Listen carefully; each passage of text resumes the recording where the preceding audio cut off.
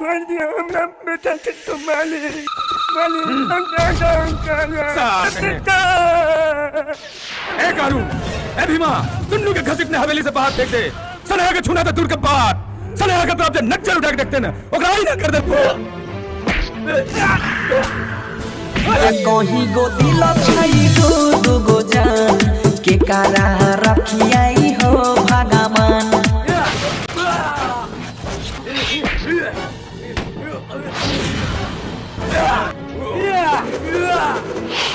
जेकरा खातिर रात दिन कुकुर लेखा बुआत फिर चलो।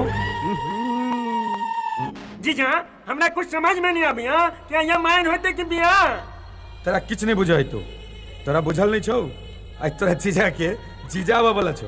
नहीं यहाँ के जीजा है ते मैं उस साल के भेलो ही मोहगतनी सेट जोन लग ये ना नहीं शर्मा बे कोनो खेलो ही दवाई के न पढ़लो गदाई तो निराज के बात बतावे। छोरी छोटे छोटे रहो तो हर टिकाला बोले ना के ना या मु भागेला काट के फेंक दे सार के।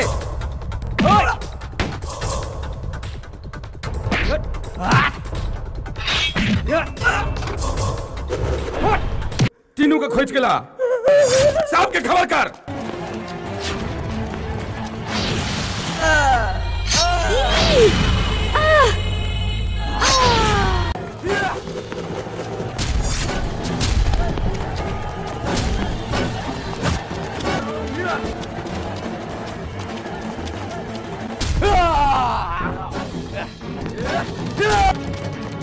हमारा गई गोरी दुल्हा बना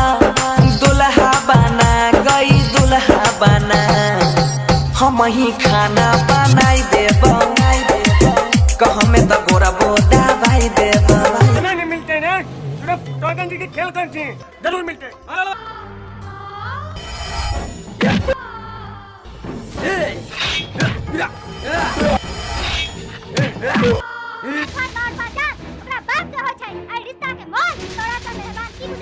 चुप साली, तोरा संसन हमर बाप हजारों पैदा करके छोड़ दिल कि हम सबके